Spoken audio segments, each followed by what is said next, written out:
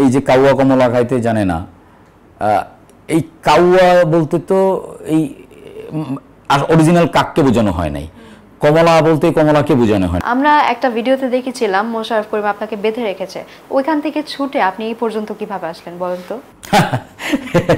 এইটা উনি এখনো আটকায় রাখছে আমাকে, এইটা নিয়ে হয়তো কিছু করব, যে আমি ছাড়া পাইলাম, এটা নিয়ে হয়তো কিছু করতে হবে আর কি। প্রত্যেকটা সিনেমার খুবই ইম্পর্টেন্ট একটা পার্ট হচ্ছে গান। গান দর্শককে খুব বেশি কানেক্ট করতে পারে, প্লাস হচ্ছে গান দিয়ে কিন্তু দর্শক সিনেমা হল পর্যন্ত আসে। আপনার সিনেমার খুবই সুন্দর একটা গান আছে, গানটা সম্পর্কে একটু জানতে চাই। হ্যাঁ, আমার সিনেমার 4টা গান আছে, একটা গান আমরা রিলিজ দিয়েছি পরশুদিন, এটা হচ্ছে কাউয়া কমলা খাইতে জানে না।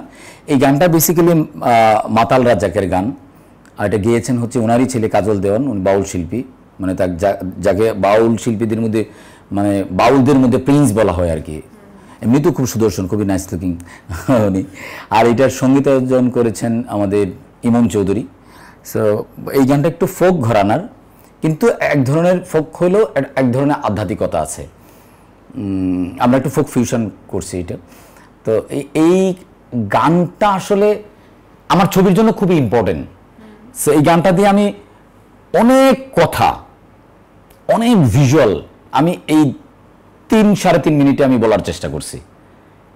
মানে এই যে কাউয়া কমলা খাইতে জানে না, এই কাউয়া বলতে তো এই অরিজিনাল কাককে বোঝানো হয় নাই, কমলা বলতে কমলাকে বোঝানো হয় না, ইটস সিম্বলিকভাবে ব্যবহার করা হয়েছে।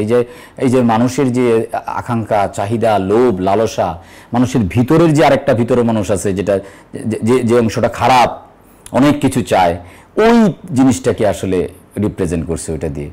আর কমলা তো মানে মিন্স যেটা আমার জন্য না, যেটা আমার দরকার নাই বা আমি পাচ্ছি না, ওইটাকে অ্যাচিভ করা, মানে সো ওই জায়গা থেকে আমার যে প্লেসমেন্টটা, এটা ছবি দেখলেই আসলে বুঝতে পারবেন যে এটা খুবই অ্যাপ্রোপ্রিয়েট জায়গায় ছিল প্লেসমেন্টটা গানের। গান মনের কথা বলে, আপনার গানটা আপনার মনের কথাগুলো বলেছে সিনেমার গল্পে, রাইট? হ্যাঁ, তো দর্শকের সাড়া কেমন পাচ্ছেন গানটা রিলিজের পর? হ্যাঁ, গানটা মানে এই গানটা তো আসলে প্রচলিত গান, অনেক পুরনো গান, মানুষ নানাভাবে এই গানটা শুনছে আগেই, হ্যাঁ ব্যবহার করছে, শুনছে। সো ওই জায়গা থেকে হ্যাঁ, এই যে টিকটক ফিকটক হচ্ছে, রিলস হচ্ছে, কাভার সং হচ্ছে, সো মানুষের মানে এখন সময়টা তো অনেক যান্ত্রিক, এবং আপনার হাতে প্রচুর অপরচুনিটি আছে যে আপনি একটা জায়গায় পড়ে থাকবেন না, তারপরেও মানুষ এই গানটা শুনতেছে, দেখতেছে, এটা নিয়ে কথা বলতেছে, এক ধরনের মানুষের আগ্রহ তৈরি হচ্ছে, আচ্ছা তাহলে সিনেমাটা কেমন হবে বা ই হবে, তো ভালো। আচ্ছা, আমরা একটা ভিডিওতে দেখেছিলাম মোশাররফ করিম আপনাকে বেঁধে রেখেছে, ওইখান থেকে ছুটে আপনি এই পর্যন্ত কিভাবে আসলেন বলেন তো? এইটা উনি এখনো আটকায় রাখছে আমাকে, এইটা নিয়ে হয়তো কিছু করব, যে আমি ছাড়া পাইলাম, এটা নিয়ে হয়তো কিছু করতে হবে আর কি।